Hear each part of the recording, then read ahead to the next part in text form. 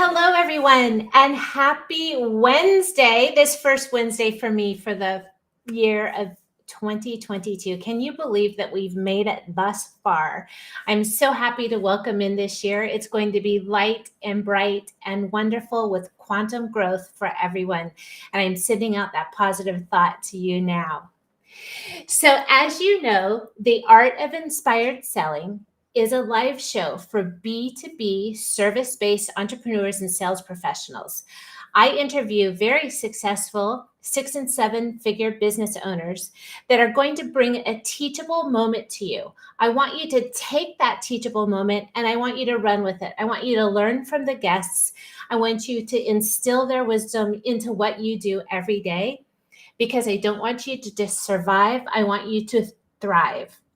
Today's guest is hands down one of the best sales professionals that I know that I've had the opportunity to work with, and that is Mario Martinez Jr. from Vengreso. I'm going to read his bio as I always do because I never want to mess up anybody's information. It's so important to get their accolades correct. So Mario is one of the 20 sales influencers invited to appear. I'm pulling this over. Mario is the CEO, co-founder in Vengreso. Co-founder of Vengreso, he spent 96 consecutive quarters in B2B sales and leadership roles, growing hundreds of millions of dollars of revenue annually. He is one of 20 sales influencers invited to appear in the Salesforce.com documentary film, The Story of Sales. He was named one of the top 10 sales influencers by the Modern Sales magazine, top 25 most influential inside sales professionals, Selling Power magazine's top sales training and coaching consultant, and was recognized as one of the top social media leaders by the Social Shakeup. As a renowned modern sales evangelist, Mario teaches marketing and sales professionals how to develop an engaging personal brand, which I absolutely love, to attract today's modern buyer using the digital sales ecosystem. Mario is the host of the popular Modern Sales podcast. He's been featured in Forbes, Inc., Entrepreneur, and was formerly a contributor to the Huffington Post.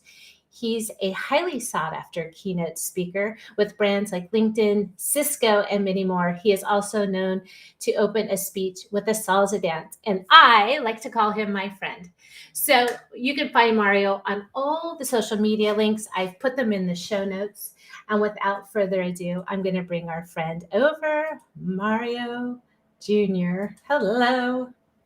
Catherine Nunez, I couldn't be more excited to be here with you today. Thanks for having me. I am super happy, and I can't believe this is season 3, everyone.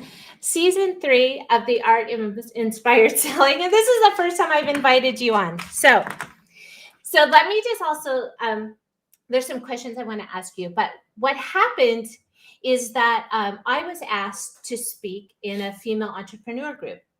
And the women in that group were really having a hard time with consistent sales practices, sales cadence, as we like to call it. They would send off a proposal and then they didn't know what to do. And they didn't want to do the, hey, did you get my proposal? Hey, do you have an answer? Hey, when can I follow up with you? When will you make a decision? So that brought about a problem that I wanted to bring an expert on to talk about, which is sales cadence and how the modern sales professionals and the modern entrepreneurs can develop a sales cadence to be able to stay top of mind with their target market. And they change those conversations, right? From chasing their target to actually their targets are coming to them. So that's the background for the subject, and you're the subject matter expert on this. And I want to move over to chat because this is Restream people. So you might have to give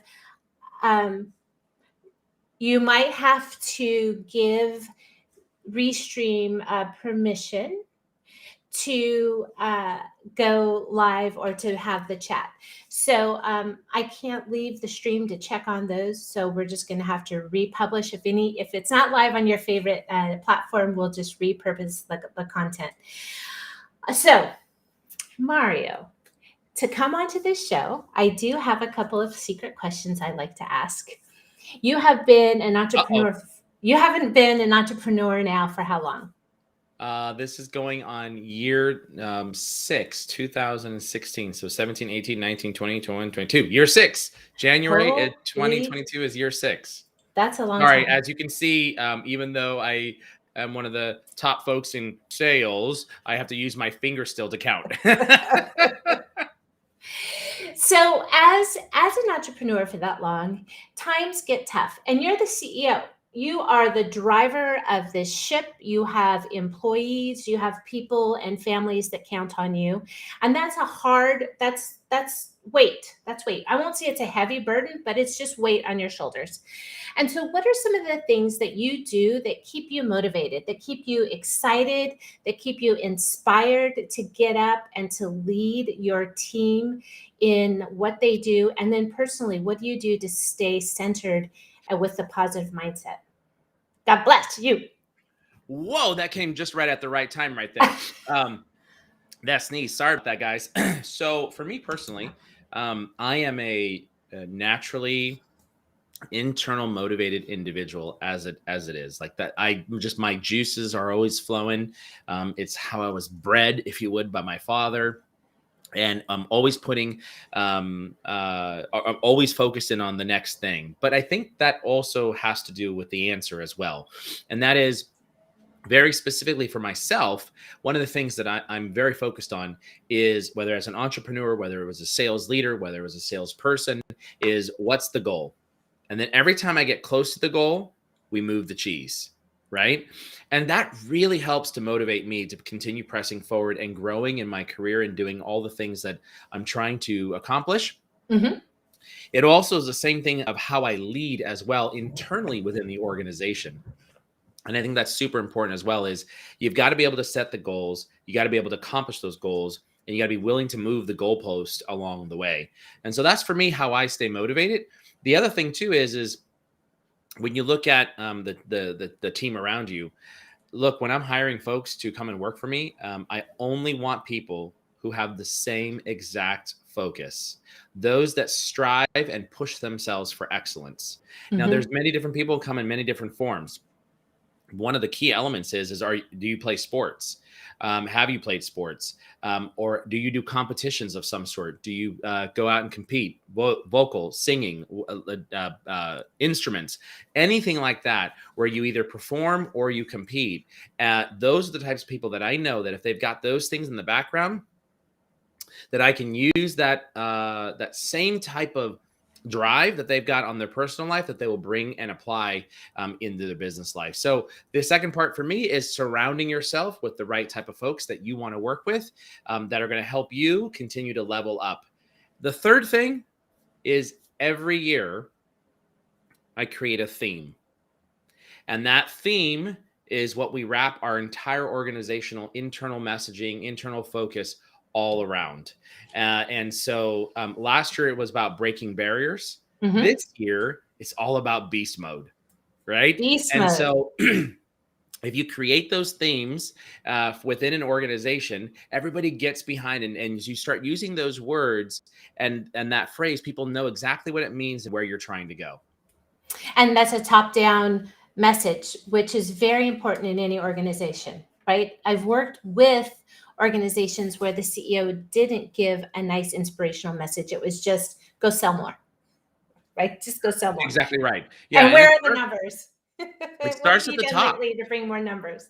Right. It starts at the top, and you've got to be able to, I think, especially in that leadership capacity, whether you're a business owner, CEO, or you're the chief sales officer, or you're a sales manager, whether it's done in a localized environment or whether it's done on a global scale, you've got to bring that type of drive to the organization, and that type of thought process into the organization, and that type of perspective into the organization. And everybody should jump on top of that, because it's exciting. It's something to get behind. It's something to be able to wrap themselves around. Yes. Yes. And I forgot the name of the episode, but I just had somebody on the show that helped me. One of the things I have had a problem with is being able to put my backstory together to help me understand and articulate why it is that I do what I do. And when you just said competitive, one of the things that she picked up on my backstory is that from a very, very young girl, I competed.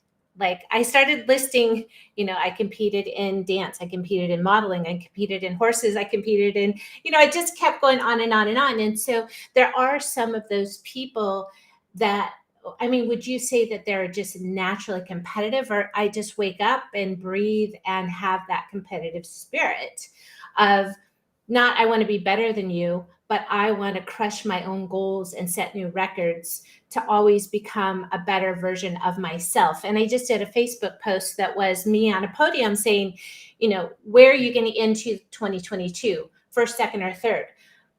But remember, it's your journey and you're competing with yourself. I'm going to be on my own podium cheering you on. What is your view on that competitive nature and always striving to be the best version of yourself that you could be? So I think that's interesting. So I think you could be not competitive, but still strive to be the best best version of yourself, right? Because you're holding yourself accountable to a goal. So there are those that are goal oriented, Mhm. that strive to complete those goals at all costs, and there's individuals who are uber competitive and compete not only against themselves but others around them, and there are those that are in both camps, right? I would say both of us are in both camps. We're both there. But one thing that's consistent, especially if you're in sales or if you're a business owner and your focus is to drive revenue. It's amazing to me how many business owners I speak to that do not think of themselves as salespeople. It's amazing to me that how many business owners and CEOs that I speak to, that are struggling. And when they fill out one of our forms on Mhm. Vengreso.com, we have an option there that says, "Are you a business owner?" And then there's another option that says, "What department are you in?" And it gives you 6 different options, and one of them says sales. And it's amazing to me how many business owners pick other. If you're a business owner, you're in sales. Yeah, and Yes. that this is all around a mindset. Mindset. Mindset. Absolutely. Yeah, and so I think a lot of people, when we get to the point of we are owning our own business, or we are going out as an entrepreneur or solopreneur, that we forget to understand that we are first sales. And if you're not uber competitive, I would challenge you to say that I think you might be, because one thing that you can learn to compete against is yourself. And Mhm. how do you do that? Well, the good old saying is that you got to go out there to pay the bills. You got to fill your pocket. You got to fill your pocket, right? You got to put something in your pocket. We all start out as business owners with empty pockets. All of us start out with empty pockets. So the question is how competitive are you going to be with yourself to fill that pocket? And that's something that we got to think about, is that mindset shift. Like if I can think about, man, my pocket says today it's $0, but tomorrow it's 100. Now I'm going to go for the 200. Now I'm going to go for the 300. Now I'm going to go for and you keep raising that bar up. Then you can become competitive, as well as you can have that other side of the house where you're goal oriented as well. And I think for uber success, you've got to be both. And one of the things I was just talking yesterday with a group of entrepreneurs about is people say they set these goals. It's January. People are setting goals. They're setting revenue goals. They're setting all types of goals. And if they say, I want to grow my business, then one of the questions that they need to ask themselves is, how many sales conversations am I having to grow that business? Am I making an action? Am I taking an action every day that is asking for a sell? And it might not be truly asking for the sell, or it just might be moving the needle of that target or prospect one step closer to the final yes, which is the ching ching with money in the bank. So are you coming out of your shell, solopreneur, and asking for the sell, moving the conversion forward, having that conversation? Those are things that you need to remember to do. So let's break in. Mario, and talk about sales cadence, because you also have a webinar on your website that I know people could go back and listen to. The title of the show is Catch the Big Fish. And you guys, please interact. I see that we have people on Twitch and on Facebook watching this live. I can't see the report from LinkedIn. Please make a comment, ask your questions, bring any questions that you have. But let's get into that, Mario. What are some of the tools or the technologies or the sales cadences that are really important for people to remember when they're setting up their goals for this year and they're breaking into their prospecting strategies? What are those things that they need to remember? Well, let's first start out by talking about the elephant in the room. Whether you're in sales or whether you're a business owner, the elephant in the room is the hardest part of the revenue production process, the sales process. The hardest part is getting the first conversation, and that is not just anecdotal thought. Feeling perspective. That actually comes from 4 different research projects that Vengreso has completed over the course of the last 2 years, of which, of those 4 times that we polled the sales community, business owners, entrepreneurs, and solopreneurs, the lowest point out of the 4 different options that we gave individuals to select from, what's the hardest part of the sales cycle? Is it getting the first conversation, qualifying the opportunity, presenting a solution, or closing the deal? Out of those 4 elements, the lowest number that we had in all 4 research studies was 58% said getting the first conversation was the hardest part of the sales cycle. In October of 2021, just a few short months ago, 69% of global salespeople, business owners, and entrepreneurs said getting the first conversation was the hardest part. And that came from 1,295 respondents, Catherine. That's a lot of respondents. Yes, to actually get people to take the survey. Yes. That is plenty enough people to be able to prove that we've got a trend, right? From 58% to 72% at one point during the middle of COVID to 69% done twice now. 69% it stayed at that particular level at 800 and something respondents. I think it was April of 2021, we had 806 respondents. And in October of 2021, we had 1,295 respondents, 69% both times. All right. So it's pretty consistent.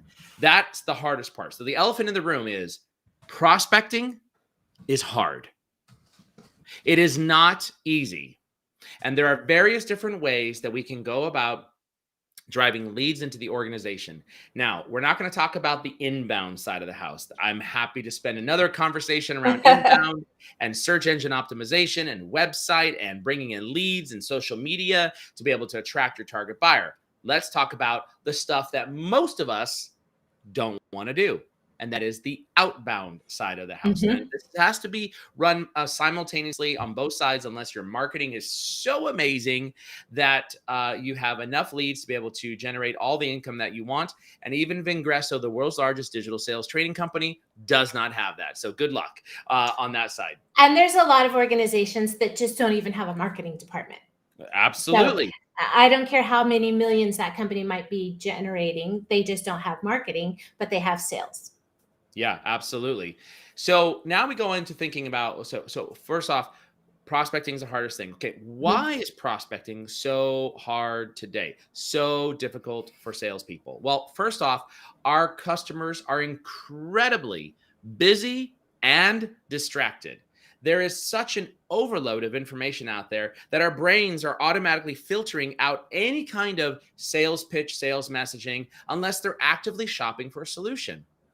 In addition, most sales messaging today sounds just the same. In fact, in my email box, I have a folder called emails that suck and emails that don't suck. And I've got hundreds of emails that suck that have entered into my box over the last year, and less than 2 handfuls of emails that don't suck.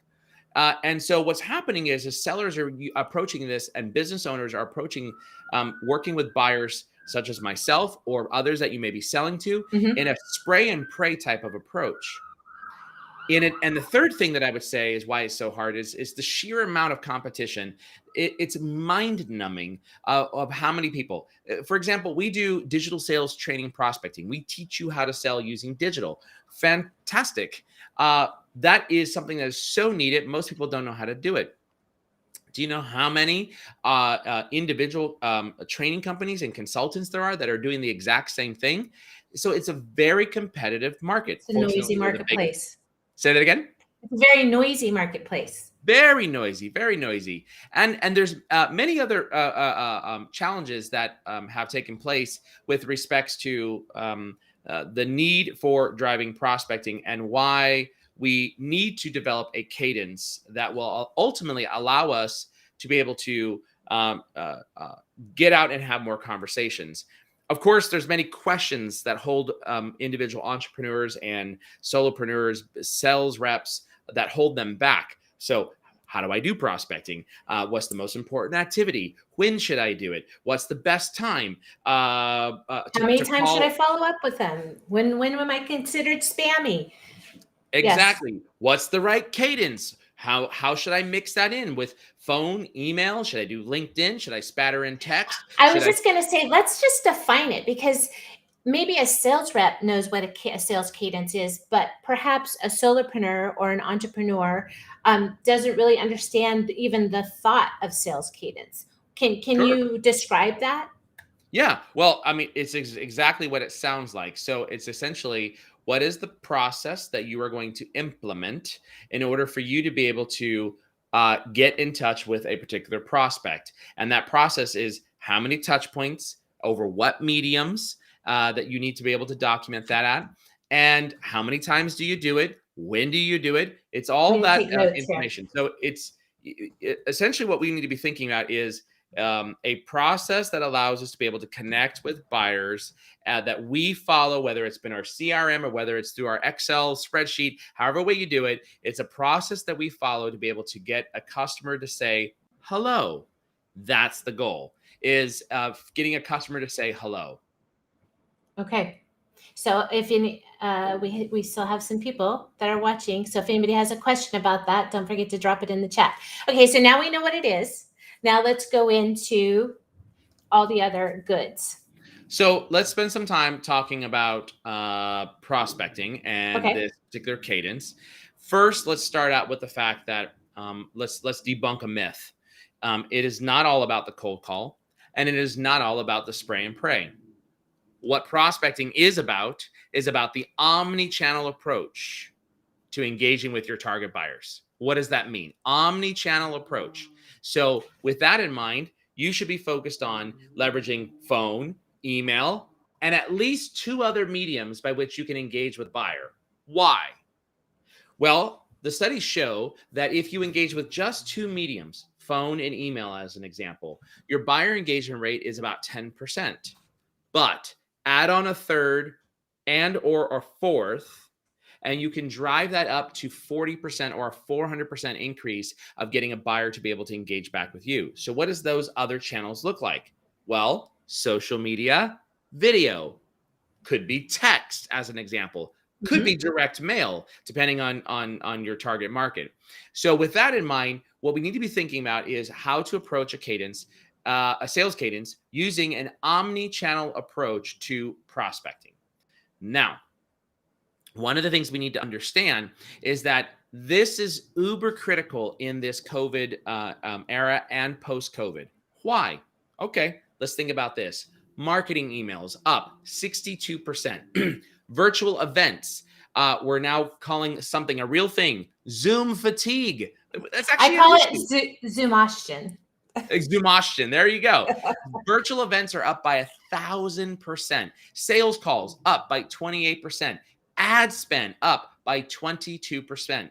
So to get to our buyer, we have to do more, and we have to be around where they are at in order for us to be able to. And that's key, you guys. Repeat that word, because we're talking about not the words. We're talking about non-spray and pray techniques, right? And it's about choosing the channel during that omni-channel approach where your target market is actually going to receive the message, not what some guru says you should be doing.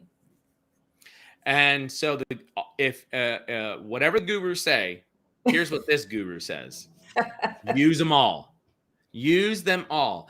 And our job has gotten that much more complex because, Catherine, let's just pretend I'm selling to you. Yeah. I don't know if you prefer social, phone, email, text, video? I don't know that. For example, do not even think about calling me. I don't pick up the phone unless you are in my caller ID. No. If you text me, I will read those text messages at the end of the day. They are the lowest priority for me of all the messaging. But if you socially engage with me, I'm going to look at who you are, and I'm going to go back and look at that particular message, because that's the channel that I prefer the most, right? And every buyer is different. There is no one buyer that is alike. And so that's our job, is to be able to look at all of our buyers and understand how to engage with them the right way, the way they want to be able to engage with. And we have to do that across each individual buyer. And that is that is what we talk about modern selling. That is the importance of understanding our buyers, is to be able to ensure that we understand the channel and that we're recording that and we engage with them. Now, interestingly enough, I always get the question, well, what's the best time of the day to do sales prospecting? The best time of the day. All right. So, any day that ends with a Y. Say that again. Any day that ends with a Y. That's exactly right. Yeah, it's exactly right. Interesting enough, we also did some research on this, and we found that 57% of sales professionals prefer to prospect before 2:00 p.m. Okay. So that was basically before 10 a.m. was 27%, before 2 p.m., 30%. And then it trailed off after that. 14% was after 2:00. And then 29% of people said all day long. Okay. The reality is that the research is all over the map. All over the map. After combing through all the data, in our opinion, the best time to prospect is all day, anytime. In other words, find your ideal client, nurture the relationship, leverage a proven sales process, and it shouldn't be limited to a day or a single time. But by the way, I love prospecting between 4 and 6 p.m. That's when I get my best responses. Well, when I used to be in field sales, I had this, my very first sales manager would say, you do not leave the field until you make your last call of the day, which is at 5 p.m. And the reason that was so useful for me is that most of the time my prospects were wrapping their day. The staff was calmed down. It's the end of the day. They're getting ready to go. And they tended to be a little more relaxed to chit chat, or maybe not at 5, but just, make your last call of the day towards the end of the day, because you had the opportunity to catch your prospect in a more relaxed environment. Now, that was just something that was maybe that's how he got me to stay in the field till after 5 p.m., but it worked. It works. Absolutely. People were ready to go home. They were a little more relaxed. You could walk them to the car. You could chit chat outside of the business or the office. It worked for me. 4 to 6 works just fine for me. Now, the next step that you want to be thinking about in terms of a sales cadence is ensuring that you create a process that allows you to be able to think linearly, right? Very linearly. What do I mean by that? Well, we use HubSpot CRM. Whatever your CRM is, doesn't really matter. What you want to be thinking about is creating what we call queues or categories. You want to be thinking about doing a one-track mind. I want to be doing all calls right now for the next 30 minutes. And then after I'm done with all my calls, I want to go to do some social engagement. After I'm done with all my social engagement, I want to now create emails. After I'm done with my emails, I want to create videos. After I'm done with the videos, I want to do, and you fill in the blank, right? So for Vengreso, what we've done for our sales organization is we've created these queues. There's the call queue. There is the connection request queue, literally connection request on LinkedIn. There is the direct mail, if we're going to drop a direct mail piece to that individual. There is the email queue. There is a LinkedIn welcome message queue. There is a LinkedIn voice message queue that we utilize LinkedIn voice message after we become a first degree connection. We also have a social touch queue, and then we have text messaging queue and a video messaging queue. That's a lot of queues. That's a lot of touch points. It's a lot of touch points spread out over the course of, in this case, 17 steps or 18 steps that I'll talk about in just a moment, depending on it's inbound versus outbound. And we are using all the different channels to be able to see who's going to pick up where and in what channel. Okay. But this is very important because so many of us, especially business owners who don't have a sales manager that's coaching them, so many of us will pick up the phone call and then we'll have a thought. We'll send the email. Then we have another thought. We'll walk away and then we send a text message, and we can never get into our groove. And the key is get into the groove. Do something very linearly, right? focus on making Single the phone calls. focus. Yes. Because if you can focus on making those phone calls, now what's going to happen is voicemail after voicemail after voicemail. You're going to start leaving better and better and better voicemails each individual time. And by the time you get to around the middle, now you're in a groove. You've got this. In addition to that, if you start having conversations, live conversations, your first one you're probably going to suck at. But the third, fourth, fifth, and sixth one, if you've got that now in a groove and you're doing 100 people and you're making that phone call, by the time that you get into that fifth conversation, you're firing on all 4 cylinders or all 8 cylinders, right? So with that in mind, you want to focus in on the process of creating these cues that allow you to be able to focus on doing one activity. Now, let's talk about what the sales cadence looks like. Yeah. So we took a lot of time and we studied information that came from SalesLoft and Outreach, which are both sales cadence, sales I'll engagement. drop those in here. SalesLoft, Outreach, VanillaSoft, Apollo, Hunter, you name it. There's a ton of them out there. They're all focused in on developing a sales cadence over the course of time for a connecting and prospecting with a customer. So they're called sales engagement tools. Yeah. There's some for the enterprise. The SalesLoft and Outreach are really for the enterprise. The VanillaSoft, the Hunter.ios, those are really for the small business solopreneurs that are, putting things together on their own. HubSpot also has some of this capability as well. So if you're using HubSpot, you can build all of this stuff inside there. All right. So now let's talk about that cadence. There's I want to talk 1 sec. I just looked and messages aren't coming through. So one person said, please address which tools you're using in your email sequence. And then somebody else respond. We had Cynthia Barnes watching. Hi, Cynthia. Hey, Cynthia. We'll get back. We'll get back to that.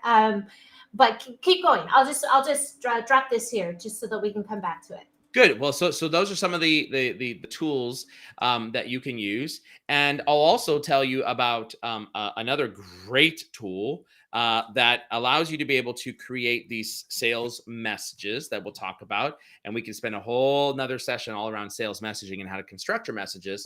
And it's flymsg.io, flymessage.io, and this is actually a tool that allows you to be able to first off save about an hour a day in sales, in both business and sales productivity. The second thing is it's actually a sales messaging tool. And there's a whole embedded set of messages that are inside the what are called fly plates. You can create your own. And then, of course, if you, for us, this is our training program. If you use our training program, there's at least 70 different messages that you can embed inside there. And so a lot of folks who don't have a cadence tool, which are very complex sometimes to set up, and it takes time, all you have to do is do the precursor and use Fly Message to set up your categories, prospecting messages, and label them prospecting message 1, 2, 3, 4, 5, 6, right? However way that cadence looks like. So I would encourage you to use Fly Message. By the way, there is a completely free version, and it is an extremely powerful tool.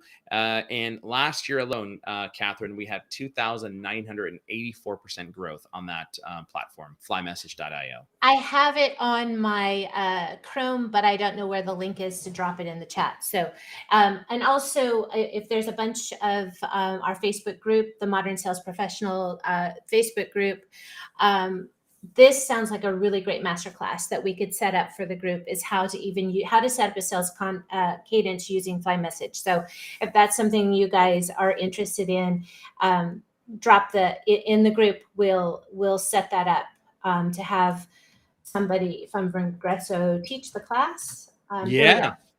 Yeah, okay. As a matter of fact, we're running one on February 3rd too, as well.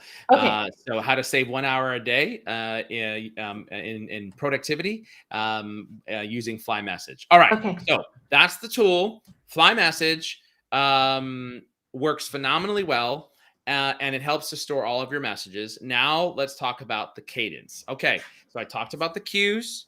I talked about having an omni-channel. Now we look at how do we create that particular cadence. So I won't talk about the inbound. I'll talk about the outbound. Now, outbound is essentially focused in on going after individuals who have no idea that you are or no expectation, excuse me, that's the best way. No expectation that you're going to reach out to them. And what you're looking for and you're sifting through is, do you have a business problem that I can solve? That's what you're looking for when you're doing prospecting. So before you start your cadence and before you plan this, you need to be able to identify in 1 to maximum 2 sentences the business problem that you help solve.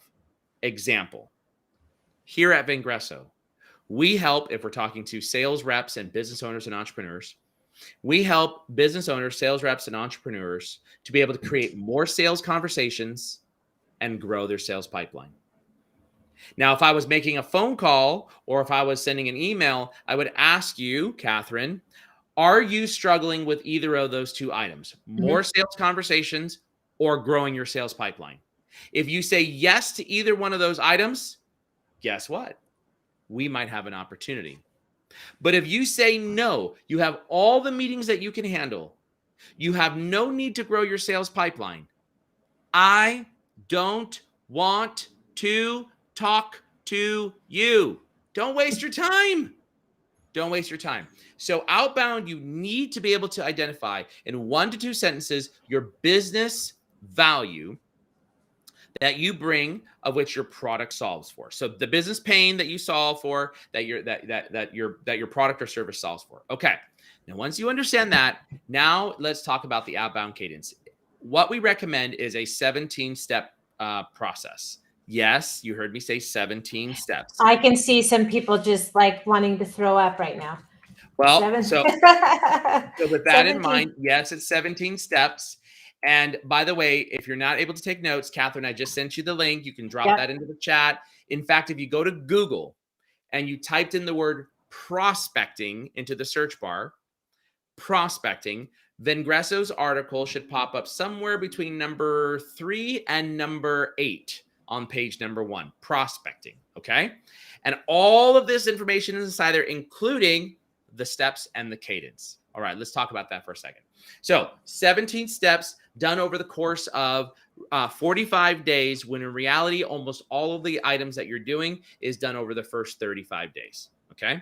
Now there's a big gap between step number 16 and number 17. And it has to do more of an administrative function than anything, but for the most part, around 30 days. And the way we've outlined this is looking at, in this case, you start with the first step, the referral request, which is why I love LinkedIn so much. And that's why we have our LinkedIn Sales Mastery training program, because 60% of all introductions or referrals end up in a meeting. 60%. So why would we start with the freaking cold call or sending an email blast when we haven't looked to see, do you know somebody that I know that can potentially introduce me to you? Hello? That is the best way to get into someone's office, is to get that referral. Okay. So we start out the referral. Pretend that there are no mutual connections whatsoever. And we do have a process for referrals. We call it the 2-step process. I won't go over that now, but pretend you have no mutual connections. Well, now we start warming you up for the phone call. We do some social engagement. The next day, we follow you on LinkedIn. We click that follow button because we want LinkedIn to notify you that, hey, you got a follower, right? And we want you to look back at our profile. Step number 4, we send an email. Step number 5, we send a video message. Step number 6, we make a phone call. Now, why do we have step number 6 as the phone call, not step number 1, 2, 3, or 4, or 5? It's very simple. The days of cold calling, in my opinion, are for the most part over. Let me let that digest. The days of cold calling are for the most part over. The response rate is less than 2%, and it's going down as a result of COVID. It doesn't mean that you don't pick up the phone. What it means is that you try everything you can to warm up that call, to warm it up. There are occasions where you can't warm it up, and you better pick up the darn phone and make the call because you have to, right? So that's super important that people understand that. And then after you make that phone call, you now go into a connection request. Now you make another phone call. Now you're looking at potentially, if they've accepted your connection request, looking at doing what's called a LinkedIn welcome video message. That's right. So you create a video welcoming them to your network, and it's an awesome thumbnail that shows up in their LinkedIn messaging. They've never seen anything like that before, and it's a picture of you waving to them. What tools do you use? You could use Hippo Video. You could use OneMob. You could use the free Loom, Loom tool. I use YouTube for my welcome video, and I'm There, absolutely waving in it. Yep. there you go. So you could use any of those types of tools. If you're looking for the free, easy tools and you don't want to set up YouTube and you don't want to go through that process, no problem. Use Loom, use Hippo Video. Like these are super easy, free tools that you can leverage out there. Now, once let's pretend you haven't connected that person. Now you're going to do some more social engagement, and then you want to figure out. We call it our digital sales assessment video message. But one of the things we're looking for is a hook. Is there anything that I can glean in the Someone just had a question, Mario. They say, do you personalize each welcome video? That's a great question.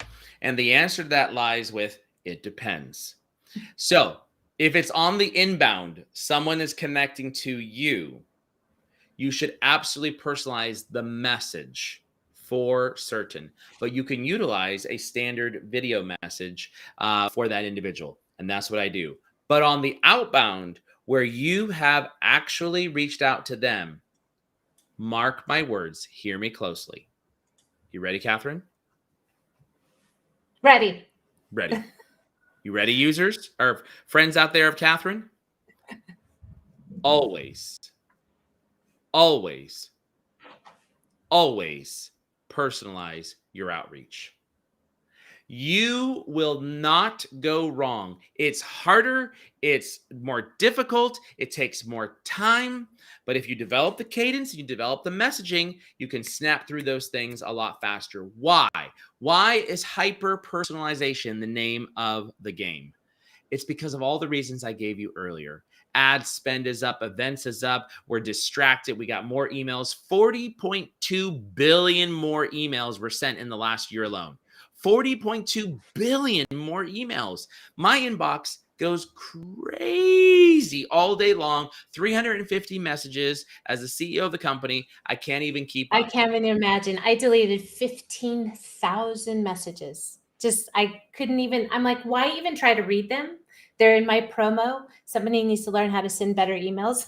I just deleted 15,000 of them. Just delete. Yeah. That's the way to do it. Yeah. So if you think about this, personalization is the name of the game. You've got to be focusing on hyper personalization. Our sales team here at Vengreso, we do not use sales engagement or automation tools. Now that's a pro and it's a con. The con is I can't do as much. The pro is hyper personalized. And boy, do we get responses. We get the engagement that we're looking for. It's not spray and pray. And keep this in mind. Why is it a 17-step cadence process on the outbound? Because the number of touch points that it takes to be able to get a response from a prospect is between 8 and 13. Most sales reps quit at step number 4. Most business owners quit at step number 4. So that number between 8 and 13, it's etching its way up. Used to be 10 to 12 at 8 to 12 at most. Now we're talking about 8 to 13 touch points. And by the way, Catherine, without a doubt, we get people responding to us on step number 17. Okay. So you've got to be diligent. You've got to be diligent about this in terms of if you want to catch the big fish, then you have to have the right cadence, and you manage the cadence and you allow the cadence to manage you. Super important. And I'm glad whoever asked that question about hyper personalization. Yes. Very important. The answer is yes.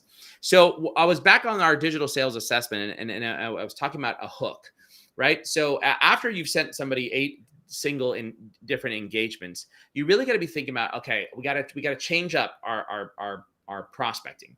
And I'll tell you from a Vengreso standpoint, we really have divided our prospecting into 3 different segments of those 17 steps. Yeah.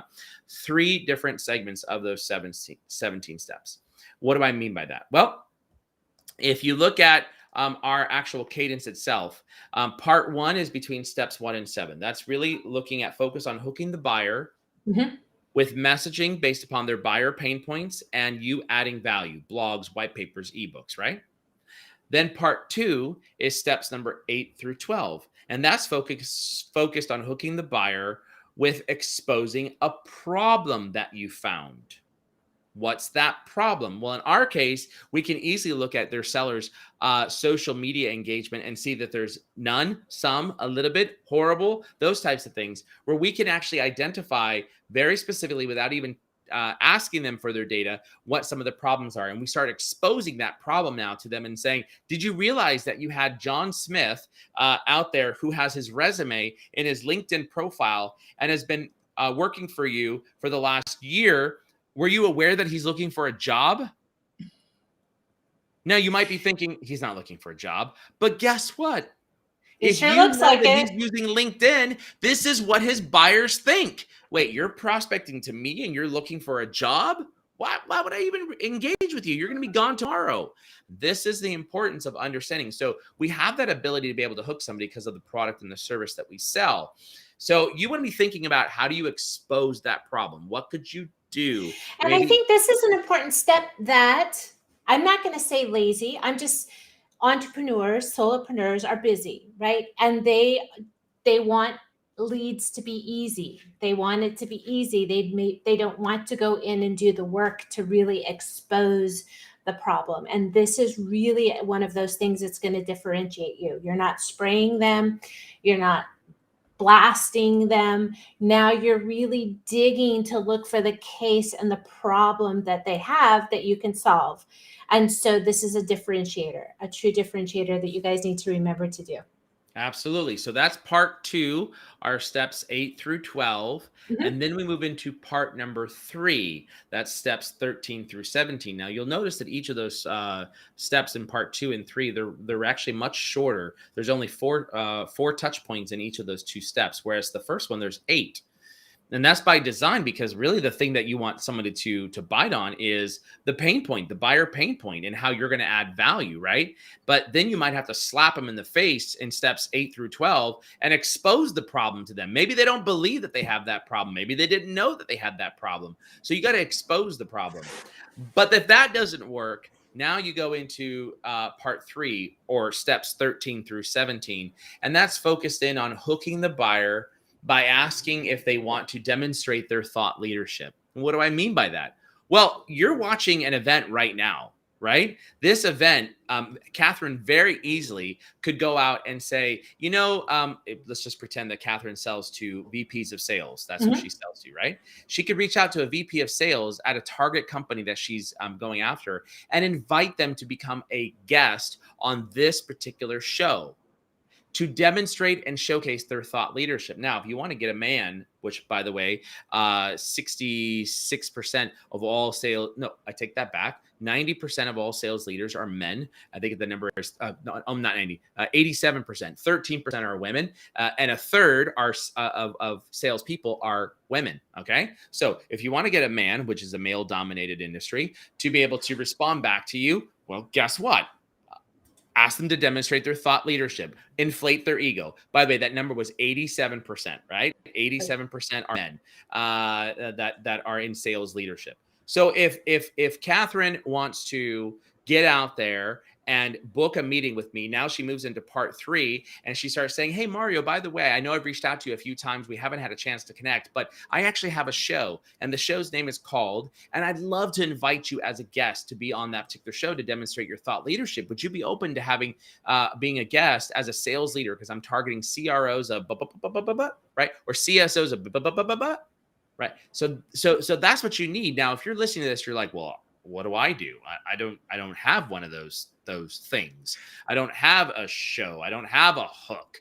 I don't have something that can get my buyer to demonstrate their thought leadership. Guess what you do? Super easy. Yes, sir. Record a short video.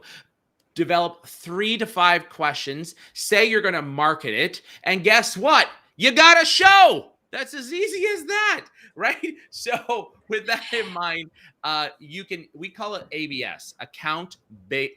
Sorry, scratch what I just said. Account based selling. ABM. Okay, There's ABS. ABP, ABP. account based podcasting, right? Account based podcasting. And I call it collaboration because There you go. I do the same thing, right? The show, the master classes, maybe a guest blogging, an introduction, a meeting, something you can do that takes the pressure off of them thinking that you're selling to them, right? You're actually highlighting them and their expertise, and you're giving before you're asking. And That's that exactly has been very effective. Yes, and also keep in mind that when you invite them to your show, in most cases, unless they're an experienced speaker like myself, for example, I tell my team internally, they book me all the time on different calls. And I always say, I show up like 5 minutes before and I ping somebody. I'm like, what am I supposed to do on this? And they say, oh, this is what we need you to do. Blah, blah, blah, blah, blah, blah. And I say, you know what? You're lucky that I'm a dancing monkey, that I can be a dancing monkey, right? Most sales leaders have no experience in just showing up and performing and actually being an eloquent speaker and actually having a topic to speak on, right? Most sales leaders can't do that. So what do? If you invite them, then the next process is let's spend 30 minutes planning out your podcast or your interview, right? Your social media interview. So you don't have to have a podcast. You may not have a LinkedIn Live. Don't worry. You don't have to spend any more money other than Zoom. You record a video, and it could be a 5-minute a clip that you're going to be using for social media to be able to demonstrate their thought leadership. So let's just spend 15 or 30 minutes, whatever the number is, to prep you for that particular event. You tell them what questions you're going to ask. You have them hear some of their answers. You give them some coaching about what to say, what not to say, and then you say, "Great, let's go ahead and set up the recording." Now you spend another, whatever it's going to be, 30 minutes, 40 minutes, 50 minutes, 60 minutes with that individual. You record the show, you bring some life into it. They're like, oh my God, this was amazing. And then you say, by the way, at the end, once you finish recording, by the way, do you know what we do? Wait. You wait. No, what do you do? I'm so glad you asked that question. And then you take the time to be able to tell them, and you start with the business problem. Remember I said earlier, you need to be able to say in 1 to 2 sentences, what's the business problem that you solve? Our big focus is helping sales teams and sales leaders to be able to create more sales conversations and grow their sales pipeline through digital sales training, digital sales prospecting, training, and technology. Pause. Do you have one of those 2 problems? Yes, as a matter of fact, we do. Tell me a little bit more about it. No, you don't ask. Okay, let me tell you a little bit more. And at the end of that now 15, 20-minute conversation, you did your preliminary scoping. They say, I'd like to have more information and set up a call with Johnny, Billy, Susie. You say, great. Do you have their calendars open right now? And they say, yes. You say, let's look at it right now. I'll send you the invite. Do you have their emails? They say, no, but if you send it to me, I'll forward it over to them. You say, fabulous. Or can I work with your admin? And there you go. We've closed millions of dollars just by following that particular process. And by the way, sometimes you got to pimp your show out. That's all I got to say. It's all in the finesse, but also you guys remember, you have to have the right digital footprint up front.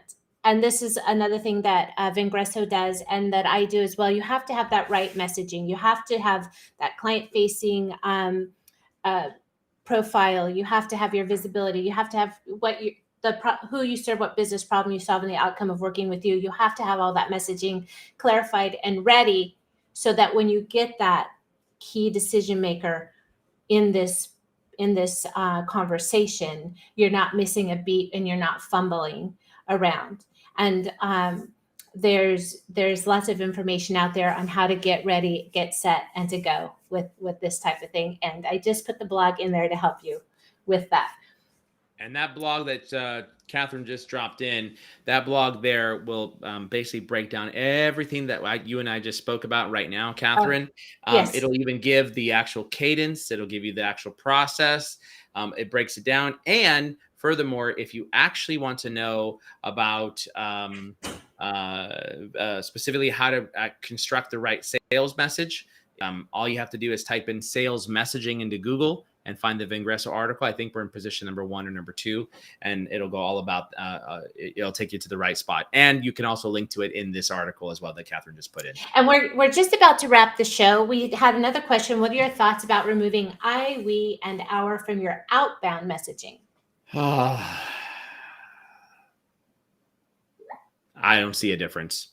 Just make the freaking call, send the darn email, and hyper personalize it as much as possible. Most people don't get confused with the I, we, our, they, then, them, this, thus. Just do it. Focusing on you and your messaging. I think what the person's trying to get across is to make sure that you're not throwing up in your messaging about how good you are and all the statistics that make you look good. You're actually relating what your solution is to the problem that you've done the research on to find that you're going to be able to solve. So it's the market message match that you're working on. We have another message that's not in the language, so I'm really not going to put it up because neither of us are going. It's not in Spanish, it's not in French, it's not in Italian. I can't answer it. I think it's in Russian or something. I'm not sure. But anyway, all right. So thank you, Mario, for that. Really, that had so many tactics that you guys, I want you to take away and implement and to take action on. Mario, your target market that Vengreso is going after is what size of company? Who are you actually looking for to help with your solution? So we help everyone from the solopreneur, entrepreneur, individual sales rep, all the way up to the super large Fortune 100s. And so if you've got a problem with looking at how to prospect and you want to be able to learn how to leverage digital channels like LinkedIn and video, learn how to be able to leverage virtual, learn how to leverage a social trigger, as an example, go to moresalescalls.com. moresalescalls.com. And if you, in fact, are in the enterprise and you're watching this show, you've got at least 15 sales reps and above, reach out to me or reach out to vengreso.com, to our website, contact us, fill out a form, and tell us you want to talk. And so, you guys, this is great information. I am sure there's so many companies that aren't implementing all of these cadences. There's so many people that don't know how to use LinkedIn. There's so many people that aren't using Sales Navigator in the right way that they could be using it. And you can go to Vengreso's website. You can take their on-demand training. You can learn more. You can just use, as I said earlier, this 2022 to have quantum growth in your business. We've laid out the tools. We've laid out the resources. It's your choice to take them and to move the needle forward in your business. So thanks you guys so much. I don't know that there's any last comments, any last messages, Mario, before I wrap the show. You can stay on while I'm wrapping. Just one. Whoever said, I love you, Mario, love you back. So thank you for that. And I saw Cynthia out there. Thanks, Cynthia. Got your message and I got your text. Okay, perfect. All right, you guys, thank you so much for tuning into the Art of Inspired Selling. This show will be evergreen. It will be available on Twitter, Twitch, YouTube, 3 different Facebook pages, and on LinkedIn. So thanks so much for tuning in, everyone. And thank you so much, Mario. Hold on, and I'll be right with you. Take